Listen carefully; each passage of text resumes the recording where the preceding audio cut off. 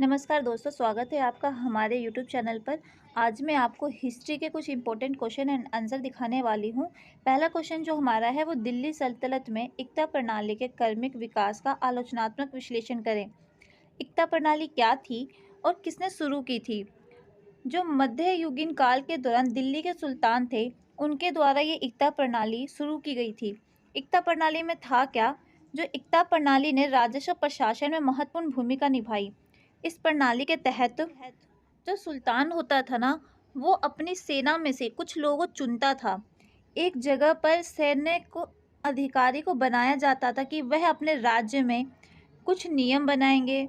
अधिकारी को सेना हिस्सेदार होते थे और काम करना है, कैसे नियम लागू करने हैं और उनको कैसे संभाल कर रखना है, ये सब जो था ना, वो सेना के अधिकारी देखते थे। और बदले में उनको इस काम के लिए नगद वेतन ना देके भूमि के कुछ हिस्से दान दिए जाते थे। इसको इक्ता प्रणाली कहते थे। इसने शासक को नकदी के निरंतर प्रवाह को आवश्यकता के बिना आय का एक स्थिर स्रोत प्रदान किया।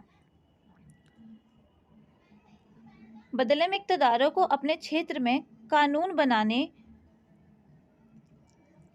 व्यवस्था लागू रखने और आवश्यकता पड़ने पर सैन्य बलों का योगदान भी करना होता था।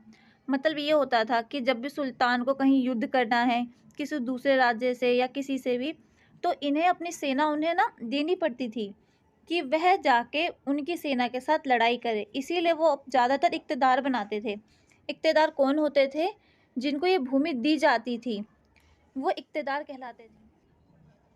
और जो सुल्तान होता था वो इनसे यही अपेक्षा करता था कि जब भी राज्य को या सुल्तान को उनकी ज़रूरत पड़ती है तो वह हमेशा उनके लिए हाजिर रहते थे अपनी सेना के साथ। ज़रूरत पड़ने पर वह खुद भी जाते थे युद्ध के लिए और अपनी सेना को भी लेके जाते थे उनके पास। आगे नेक्स्ट क्वेश्चन हम देखते हैं। ये पूरा पीडीएफ आपको मिल जाएगा, आप हमारा टेलीग्राम चैनल ज्वाइन कर लेना, आपको पूरा पीडीएफ वहीं पर प्रोवाइड किया जाएगा। विजयनगर साम्राज्य में नयनकार प्रणाली के महत्व का सबसे पहले हम ये जानते हैं कि विजयनगर की स्थापना कैसे हुई थी। 1336 ईस्वी में अंतिम यादव शासन संगम के दो पुत्र हरिहर और बुक्का ने मिलकर तुर्कभद्रा नदी के तट पर विजय साम्राज्य की स्थापना की थी। जिसने विजयनगर की खोज की या स्थापना की वो दो भाई थे जिनका नाम था हरिहर बुक्का। इन दोनों भाइयों ने ही विजयनगर साम्राज्य की स्थापना की थी। नयनकार प्रणाली ने विजयनगर साम्राज्य के प्रशासन में शैया और प्रशासनिक दोनों कार्यों में सैन्य नेतृत्व। नयनकार सैन्य कमांडर था, प्रमुख थे जो विजयनगर सेवा का नेतृत्व करते थे। एक मजबूत सैन्य उपस्थिति बनाए रखना और साम्राज्य को बाहरी खतरों से बचाने के लिए जिम्मेदार थे। जो नयनकार होते थे वो सैन्य कमांडर होते थे जो ये देखते थे कि कोई भी बाहरी राज्य उनके राज्य पर आक्रमण ना कर सके। अलग अलग राज्यों में अलग अलग सैन्य कमांडर बनाए जाते थे, उनके अंडर कुछ राज्य देते थे।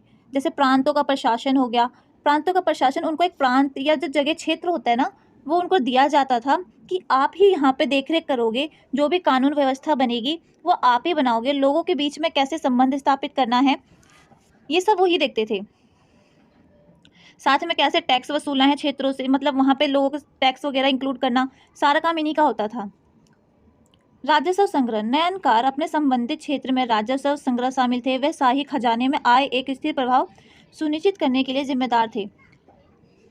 जो भी वहाँ पे टैक्स वगैरह ये लोग इकट्ठा करते थे ना, वहाँ से कैसे कौन से काम को करना है, मतलब एक पंचायत जो होती है ना, पंचायत का काम भी अपने राज्य में यही करते थे। कौन सा नियम बनाना है कि इस अपराध के लिए कौन सी सजा है, जो भी नियम बनते थे ये सारा काम अपने राज्य का यही देखते थे। इससे क्या होता था कि एक अच्छा रूल जो बनता है ना मैनेज करने के लिए, वो सब होता था अच्छे से। और जनता का राजा के साथ डायरेक्ट कांटेक्ट ना होके भी अच्छा मेलजोल हो जाता था। तीसरा क्वेश्चन देखिए, मध्यकाल में चिश्ती सिलसिले के महत्व का मूल्यांकन करें। मध्यकाल में लोकप्रिय सूफी संप्रदाय चिश्ती सिलसिला था। इसका भौगोलिक प्रसार राजस्थान से लेकर दक्कन तक था। इसकी स्थापना 1192 में की गई थी। जिसने इसकी स्थापना की थी उनका नाम था ख्वाजा मुइनुद्दीन चिश्ती। इन्होंने चिश्ती सिलसिला जो था ना इसकी स्थापना की थी। इसका जो मुख्य केंद्र था वो अजमेर के आसपास था। वे समाज के सबसे गरीब वर्गों के साथ काम करते थे। मतलब जो था ना, दिखावा नहीं, ऊंच नीच का कोई वो नहीं, सब इक्वल थे इनके लिए, चाहे वो किसी भी धर्म से संबंधित हो, चाहे वो कैसे भी हो। इस्लाम का प्रचार किया था इन लोगों ने, समाज कल्याण। चिश्ती संत सामाजिक कल्याण के प्रति अपनी प्रतिबद्धता के लिए जाने जाते थे। उन्होंने खानगाह केंद्र की स्थापना की। खानगाह क्या होते हैं? जहाँ पे लोग बैठते हैं, जो न केवल आध्यात्मिकता के केंद्र के रूप में बल्कि धर्म गतिविधियों के रूप में भी काम करते थे। धर्म का प्रचार प्रसार, लोगों को बताना, ये सब काम भी वहीं किए जाते थे।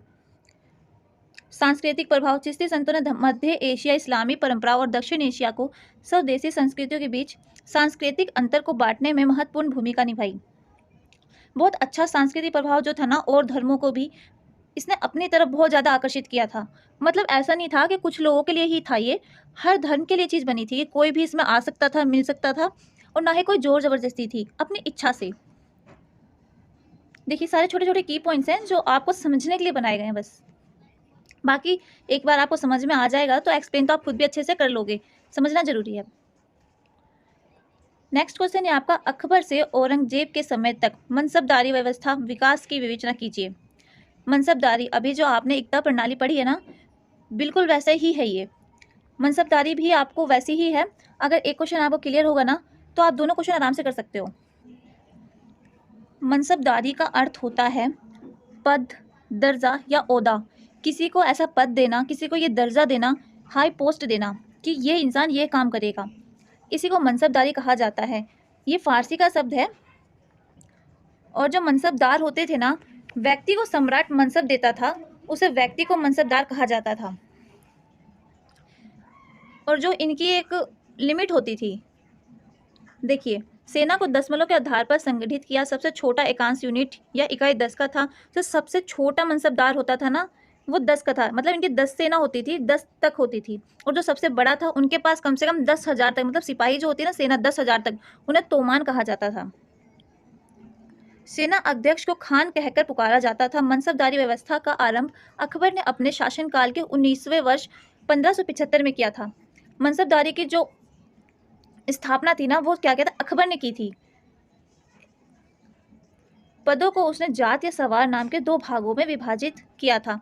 जात का अर्थ था व्यक्तिगत पद या ओहदा, सवार का अर्थ था घुड़सवार। 2 तरीके मनसबदार होते थे, एक होता था व्यक्तिगत सेना में और एक होता था घुड़सवार। जिसके पास ज़्यादा घुड़सवार होते थे उनको घुड़सवार कहा जाता था। मनसबदारों की नियुक्ति या पदोन्नति, जो उनका पद होते थे या उनको कैसे नियुक्त किया जाता है, ये सब इसमें बताया गया है। जो बादशाह होता था वह इनकी योग्यता के आधार पर इनको पद देता था कि जैसे व्यक्ति में जैसी योग्यता है उनको उसी पद के हिसाब से रखा जाएगा। नए मनसबदार को मोर बख्शी बादशाह के सामने पेश किया जाता था। जो मोर बख्शी थे, यही जो थे नए नए जो मनसबदार आते थे, इन्हीं का सिलेक्शन यही करते थे। नियुक्ति के समय उसका नाम सरकारी रजिस्टरों में दर्ज कर लिया जाता था। मनसबदार की श्रेणियाँ, मनसबदार जो थे वो 66 श्रेणियों में विभाजित किया गया था। जो अब्बुल फजल ने अपनी 33 श्रेणियों का उल्लेख किया है। श्रेणियाँ तो 66 थी, पर जो अब्बुल फजल थे ना, जो अकबर काल के थे, इन्होंने बहुत सी जो किताबें वगैरह लिखी, इन्होंने सिर्फ 33 श्रेणियों का ही उल्लेख किया उसमें। अकबर ने औरंगजेब के समय तक मनसबदारी व्यवस्था का विकास कैसे किया? इसका विकास बढ़ता ही गया, कम नहीं हुआ, बहुत अच्छी तरीके से। मनसबदारी व्यवस्था के लाभ, जागीरदारी प्रथा समाप्त हो गई और विद्रोहियों की संभावना कम हो गई। कोई कब्जा नहीं कर सकता, कोई कुछ नहीं कर सकता, जो भी है एक पर्सन के ही हाथ में होता था। या फिर उनका जो ज़्यादा प्रभाव पड़ता था, उन्हें लगता था कि इनका प्रभाव ज़्यादा भारी हो रहा है, तो उन्हें हटा भी दिया जाता था। उनकी जगह किसी और को मनसबदार बना दिया। एक बार आप देख लीजिए, ये PDF आपको हम टेलीग्राम पर दे देंगे, आप वहाँ से डाउनलोड कर लेना। आप हमारा टेलीग्राम चैनल ज्वाइन कर लीजिए। वीडियो अच्छी लगी हो तो लाइक करें एंड कमेंट बॉक्स में ज़रूर बताएं कि नेक्स्ट आपको कौन सी वीडियो चाहिए, कौन से सब्जेक्ट की चाहिए। हम आपको PDF के साथ प्रोवाइड करेंगे। कमेंट करके ज़रूर बताएं एंड चैनल को सब्सक्राइब जरूर करें। Thank you.